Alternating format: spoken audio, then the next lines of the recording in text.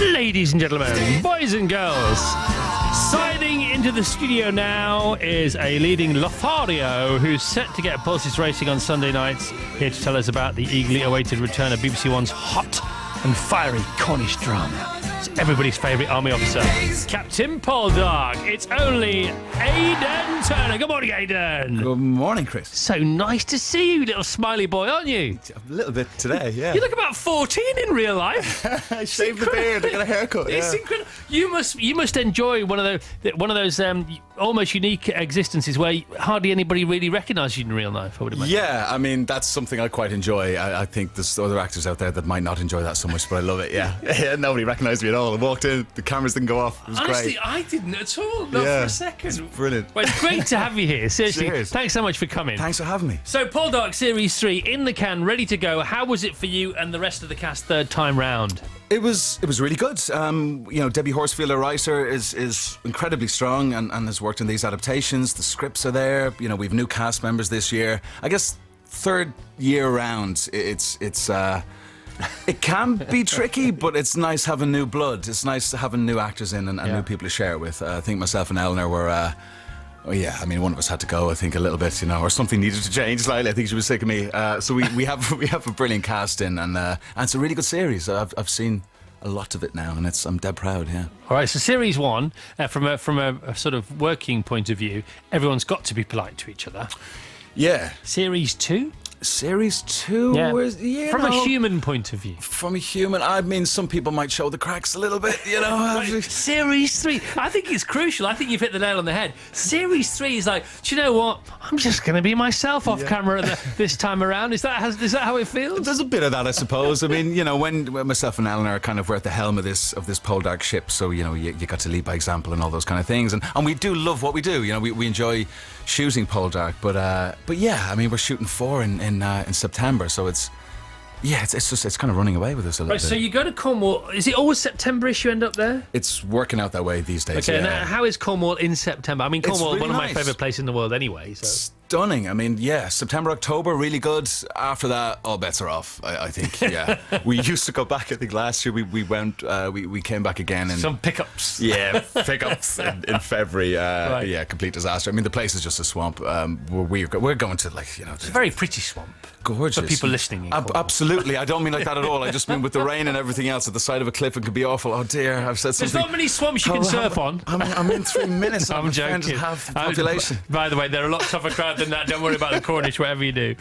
So how long does it take to make a single Poldark? And how long you decamp there for? And do you get a holiday away from work? Do you get to go back home? How does it work? Right. Yeah. Well, we start in September and we shoot for 6 or 7 months. We finish kind of end of February. That long? Yeah. It's I 9, 10 thought it was episodes. 3 months tops. I thought it would have been. It's quite a long one, yeah. It is? With the period drama, there's a lot to do, and with babies and horses and lazy actors, like myself. It's and Christmas in between. Do you get to go home? Get to go home for a couple of weeks. Thank heaven for that. See the mother, see mum. Chris, the accountant. We've got to talk about her. Can we talk about her? We can if you want to. Okay, Aidan's mum is an accountant, and not only an accountant, his accountant. I'm pretty sure she's ripped me off.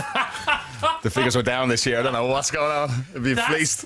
I mean, that is something else. I've never heard of that before. It's great, yeah. Living the dream, as they say, Chris. Living the dream. Dad's a sparks. If something breaks in the house, give Dad a call. So Dad's self-employed, I would imagine, as well. Well, he works for the Dublin City Council. So yeah. no. So yeah, he does. He works very hard. I was going to say, very hard. If she did his accounts as well, she's pulling all the strings, isn't she? She's always been pulling the strings. A real living, breathing Mrs. Beaton. There you go. Pretty with much. her abacus in the corner. All right, so I've seen episode 1 of the new series, yeah. Okay. And it starts off. Some shows. Used to and still do start off with car chase. This starts off with a horse chase. It's really cool. Yeah, right. And the thing about a lot of the sweeping shots, the wide shots in Poldark, and this one, this opener, this establishing shot, it's an establishing shot for the first scene, the first episode, and the first series. So it's got to be a belter. And just talking about it is making the hair stand up on the back of my neck. It's awesome. And it's so wide. It's so wide. There's a lady, I won't tell you who, don't ruin it. There's a lady, she's galloping along the cliff-top coastline of the whole of Cornwall. And there's Ross, and he thinks she's in trouble, so he gallops towards her. And they go on this massive wide shot, which is so wide. And all I could think of, because I'm a real nerd, is where's the catering hiding to not be in this shot? How far does the catering, the portaloos, and makeup and wardrobe have to be away from you for those shots? Not that far, I think is the answer. Yeah, I think if we went a little bit wider, you might see. It's dead clever, isn't it? I suppose so. Lenses and that. Now, you talk about seriously and about the fact, from a relationship point of view, from the cast, in real life, because you're working together every day for 7 months, which you didn't realise with Christmas in between, and you're going through, a different part of your relationship, as is Ross and Demelza, because before it was all mush and slop. They couldn't keep their hands off each other. The mere sight of each other made either of them faint. But now they're married, and now it's about husbandry and the administering of a relationship, and it all gets a bit pragmatic, doesn't it? A little bit, but I think that's what's so great about shooting a show like this, is that I think myself and Eleanor's relationship has evolved in the same on the same journey almost. It's everything has felt quite progressive and in keeping with the story, so it just feels right. I think it feels like we've been married for a few years already. Yeah, certainly. And there's that line in the opening episode which you're on the roof, Ross is on the roof thatching, bit of thatching going on. Forget the scything, that's yesterday. Thatching is where it's at nowadays, everyone. And Demel says, you'll do anything but think, and you said you think too much or enough for both of us. Yeah, that's right. But what I was thinking then is, A, that's true. B, that sounds like a proper marriage. So where's this going to go? I'm quite loving this because this is real. But can Aidan really thatch? Was my next thought. Well, this is it, isn't it? Yes is the answer. Of course I can. I'm fantastic at it. You saw the first app, right? It was very convincing. It was, but you're probably going to do it next week. You did the scything thing before. I saw a photograph many moons ago.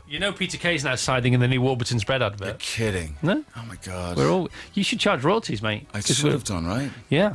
But when you have to thatch your scythe, because you want to make it look convincing. You do. Do you have on-set professional thatchers in the background? Do you have stunt thatchers? There's a stunt thatcher. Say that 3 times really fast as an Irish person. You do. You have that. But I mean, with the scything, it was the same. We had somebody who came in, an expert, a scyther, and he showed me how to do it. Was it that really big bloke who won the World Championships? That might have been I him. think he came and helped me out for a while. Did he give you a dig out, yeah? Well, I didn't chop my leg off, which was so... No, your technique was fantastic, though. Thank you very much. From one side to another, I'll say, actually, give me a fist pump with sprinkles. There you go. Fist pumping with sprinkles with Paul Dark on the radio. This is good news. So currently with us, Aidan Turner. He's, of course, Paul Dark. Paul Dark Series 3 kicks off in June on the BBC Sunday nights. Now, Aidan, I've got to clear this up with you because I promised the listeners I would, you see. Oh, dear. That's the thing. Here we go. Chris? Yesterday in the newspapers. Great. Don't you love that intro to a love question? It's all right, don't worry, it's not a biggie. It said that you / the producers have decided there will be no top-off moments for us this year. Is that true or not? I don't know. I've never had those conversations. Take your top off. You know what I mean? It's not a big deal. It's an easy page of print, isn't it, for a newspaper? Money for all rope, Chris. So that discussion never happened to your knowledge? Never happened. No, of course not. We would never talk about something like that. Just get your kit off. Okay, so we were talking today about Miss Ellie, our producer. She has her heels today. She has sensible heels on. Okay. Right, sensible heels. So therefore, from a shoe point of view, the day could go either way. It's like when you dress for the day, business up, party down. You can do that sometimes, and that's similarly what she's doing. Now, there's a reason for it, because she actually this morning put on a skirt that she thought was too long and made her legs look too short, so she panicked on the way out and put on these heels, which are a bit half and half. Now, the thing about Paul Dark's attire is he's ready for anything all the time, isn't he? All the time. Because he could be thatching. High boots, tricorn hat, if it rains. I mean, he's all over it. That's the way to go, isn't it? Seamus the horse on standby. I mean, everything's golden all the time. How many Seamus the horses are there on standby? There's only one. I only have the one. By the way, congratulations on your seat. Thank you. You ride very well. I ride okay. No, you don't. You ride amazing. Sometimes you see my toes are pointing down. That's bad. The heel's got to go down. I get pulled up for that. Okay, and what does Seamus get for lunch? What does he get for lunch? 20 minutes like all the other horses. Thank you very much indeed. I'm here every day. All right. Michael Parkinson, will you introduce him, please? Well, taking a pew in the Brekkie Show studio is a distinguished journalist who, in his 50 years in show business, has interviewed over 2,000 superstars. Here to tell us about taking his standout chat show on tour this autumn is the marvellous Sir Michael Parkinson. And Aidan, what about you being interviewed? I mean, because you don't strike me as somebody who I think you don't mind the situation today. But I remember for the first couple of series of Poddark, you were quite distant, and I don't blame you, by the way, at all. You know, you thought, hang on, it's doing all right. I don't really need to this. Do you do what you need to do as and when, and that's it? I prefer to do it that way. Yeah, I mean, there was a bit of a frenzy around Poldark when it first came out, and it kind of scared me off a little bit. Yeah, I mean, I like to impress for the show, but if it's not, designed for what I'm actually doing and the job in hand, I tend to shy a little bit away from it. I think actors get a raw deal, in a sense, from this kind of interview, particularly if you play someone like you as a romantic hero.